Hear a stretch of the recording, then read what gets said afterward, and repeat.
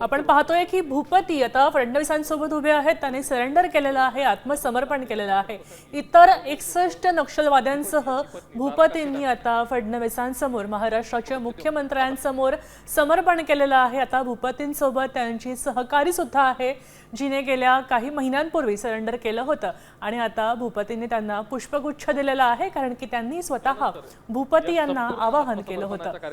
मल्लोजुनला वेणुगोपाल यांनी आता फडणवीसांसमोर ते शरण आलेले आहेत आणि त्यांनी आत्मसमर्पण केलेलं आहे. आपले चळवळीचा त्यांनी त्याग केलेला आहे आणि आता फडणवीसांसमोर ते गडचिरोलीमध्ये उपस्थित आहेत. मी आमंत्रित करतो पोलीस अधीक्षक गडचिरोली श्री निलोत्पल सर, अपर पोलीस अधीक्षक रमेश सर, विशेष अभियान पथक प्राणहिताचे प्रभारी अधिकारी सपोनी राहुल देवडे. मल्लोजुनला वेणुगोपाल किंवा भूपती असं त्यांचं नाव आहे. ते गेले अनेक वर्ष गडचिरोलीमध्ये नक्षली कारवाया करत होते.